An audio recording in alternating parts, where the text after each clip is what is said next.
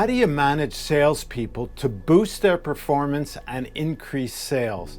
I'll explain a 3-step process in this video.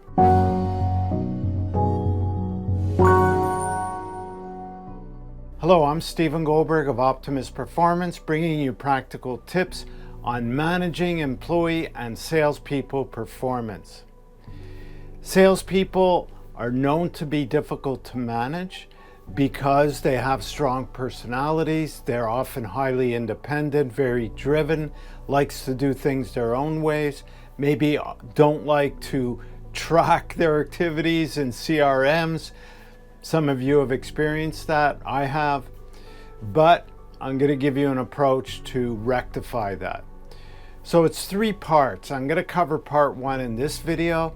So if you're not subscribed already and you like this video and you want to learn more, hit that subscribe button and turn on notifications. I have lots of videos on managing employee performance, so this fits in with it, but I'm making this one specifically for salespeople. So the first step, and this is actually step 4 or pre-step, is to make sure you have the right person in the job. I have several other videos about that. I'll put links in the description, and you can click on that eye icon to check one out. But you don't want to invest in training and coaching people that you aren't performing and aren't fitting the job. You want to replace those. So check out those other videos for that. But once you have your sales team in place and you want to boost their performance, the first step is to evaluate them.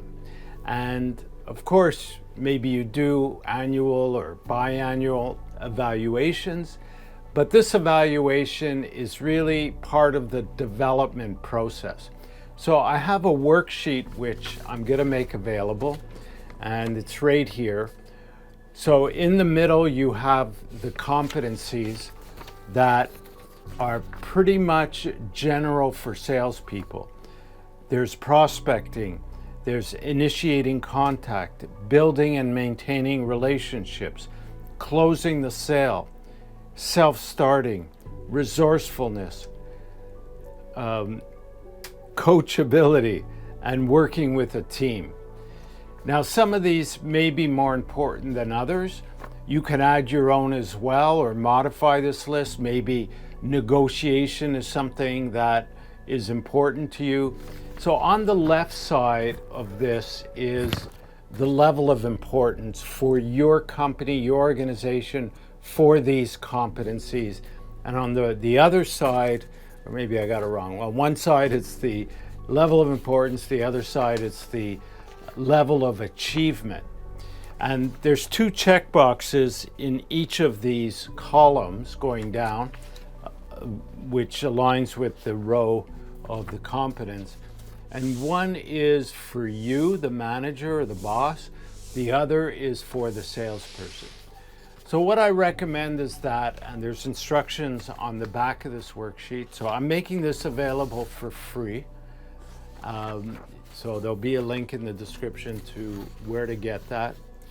And you can even email me if you have questions. I'll answer, or post a question here on YouTube. That'll be great.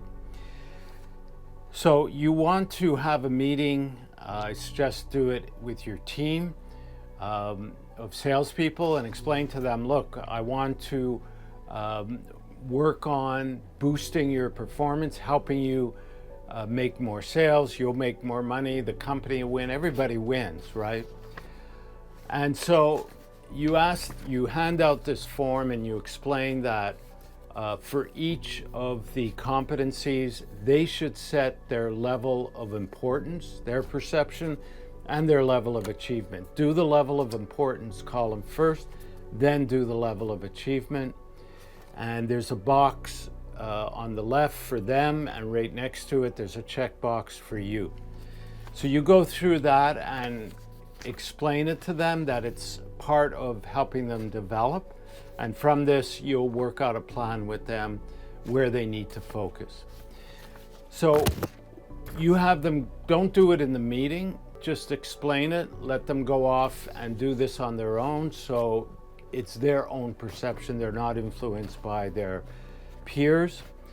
And you do that prior to meeting with them, so you don't see their assessment of themselves. You just do it from your own perspective. Then you have a meeting with each representative salesperson, and you have them first go through each line, where you could do one at a time, and share what their levels of importance are. And as you go through each one, they say, okay, it's very high importance, prospecting maybe.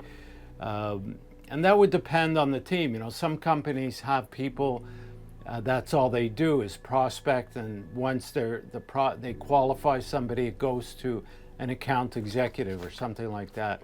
So it really depends. That's why it's important that you set the levels of importance. And then you have them tell you what is their level of achievement in their minds, and you share yours. So there's obviously going to be some difference both in the levels of importance and level of achievement. It will vary for each person, of course, but you want to discuss it. Here's the opportunities to communicate through this worksheet. It's not the worksheet that's really important. It gives you just a platform to meet with them and discuss where they need to develop. And the idea is to discuss it, especially where there's a big gap. If they say, well, I'm excellent, I'm scoring a 10 on prospecting or a 9, and you think, well, no, it's more like a 5. So you have to explain your position, how you see it. They have to explain theirs. And the idea is to come to a consensus on all the scores. And then once you do that, now you've actually made a great gain because you've communicated with each other and you're starting to build more trust and showing that, you know, you want to help them, and also making them take responsibility for their own development as well. So once you go through that, I suggest starting with one competency or skill that they should be working on the most, like maybe where there's the greatest opportunity to build their sales if they improve. Again, let's say it's prospecting. And then on the second page, there's some questions I asked to help you develop a plan. So you want to come up with a goal, an objective. So maybe for prospecting, if you know they're always busy quoting or responding to inquiries, well, maybe it's to set aside an hour a day for prospecting. Maybe it's to call up a client a day and ask for a referral, something like that. So it's just to put that time into something that's crucial that maybe they're not doing or not doing well enough.